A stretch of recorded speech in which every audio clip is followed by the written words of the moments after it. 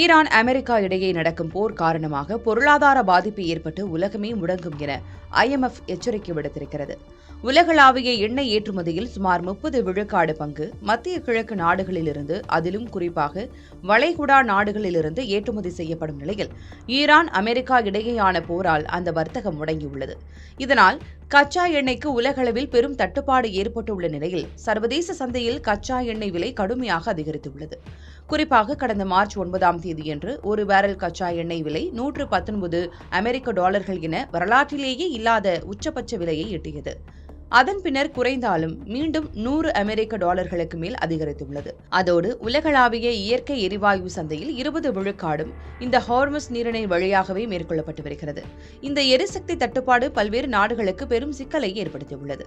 மேலும் இதனால் உற்பத்தி செலவு அதிகரித்து பொருளாதார வளர்ச்சி முடங்கும் அபாயத்தையும் இந்த போர் வழிவகுத்துள்ளது. இந்த நிலையில் இந்த போர் மீண்டும் ஒரு உலகளாவிய பொருளாதார நெருக்கடியை ஏற்படுத்தி உலகுக்கே அச்சுறுத்தலாக விளங்கும் என IMF என அழைக்கப்படும் சர்வதேச நாணய நிதியம் எச்சரிக்கை விடுத்திருக்கிறது. இதுகுறித்து அந்த நிறுவனம் வெளியிட்ட அறிக்கையில், இந்த பொருளாதார நெருக்கடி காரணமாக ஆசியா மற்றும் ஆப்பிரிக்காவில் உள்ள ஏழை மற்றும் வளரும் நாடுகள் மிக கடுமையாக பாதிக்கப்படும் என்று கூறப்பட்டுள்ளது. மேலும் உணவுப் பொருட்களின் விலை உயர்வு அந்த நாடுகளில் சமூக மற்றும் அரசியல் ஸ்திரத்தன்மையை பாதிக்கும் என்றும், இந்த நெருக்கடியிலிருந்து மீள பல நாடுகளுக்கு கூடுதல் நிதி உதவி தேவைப்படும் என்றும் கூறப்பட்டுள்ளது.